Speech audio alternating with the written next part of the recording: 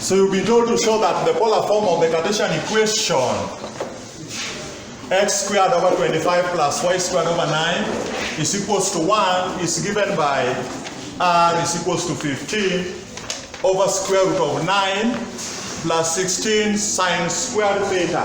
Are we together? So let us start. X squared, we have x squared over 25 plus y squared over 9 to be equals to 1, isn't it? What do?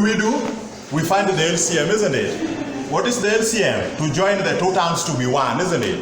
LCM of 25 and 9 is 225. 225. Just do cross multiplication. 225 times 9 is that. Then cross multiply this times that, isn't it? 9 times x, you get 9x squared plus 25 times y squared, you get 25y squared is equals to 1. Then you multiply both sides by 225. So if you multiply both sides by 225, you get rid of the denominator, isn't it? Are we together?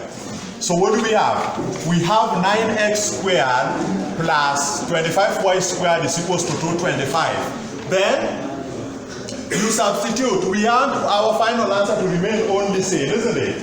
So what is the value of x? X is r cos theta, and y is r sine theta. So you substitute. We have 9 r cos theta squared because x is r cos theta, isn't it?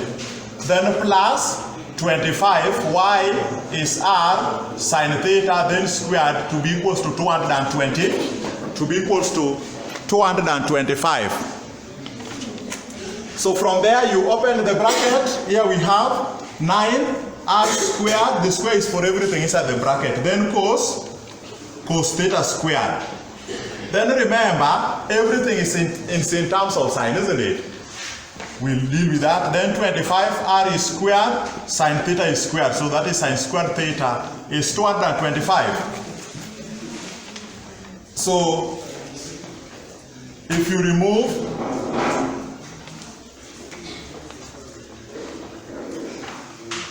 the cos, we need sine squared theta, meaning for you to remove cos squared theta, you use the Pythagorean identity, isn't it? You use the Pythagorean, we say sine squared theta plus cos squared theta is 1, isn't it? So sine squared theta plus cos squared theta is 1 will imply that cos squared theta is 1 minus sine squared theta, isn't it? Are we together? So where you have, we now have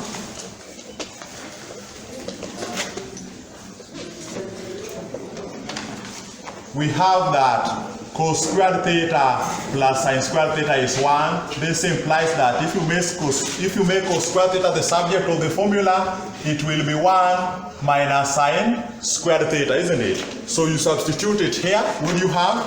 If you substitute it here, you get 9 r squared cos squared theta is 1 minus sine squared theta plus 25 r squared sine squared theta to be equivalent to 225.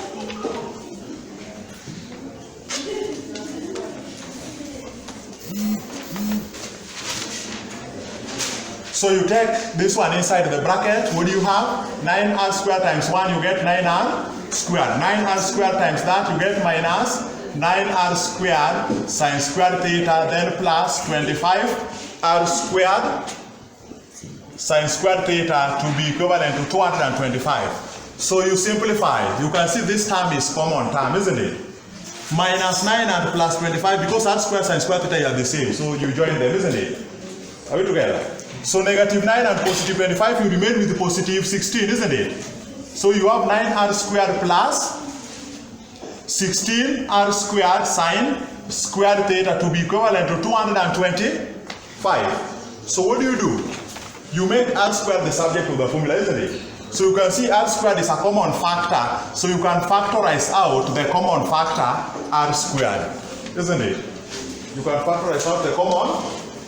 Having factorized that, you divide both sides by the coefficient of r squared, which is 9 plus 16 sine squared theta, which is 9 plus 16 sine squared theta. So this one goes with this, you remain with r squared. So this one goes, you remain with r squared. So after that you find r, meaning you find the square root on both sides of the equation, isn't it?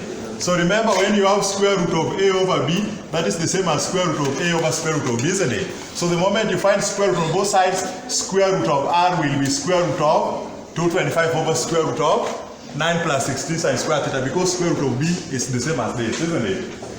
Are we together? So from there, square root of r, you get r. Not plus or minus, r is radius the way it is, isn't it?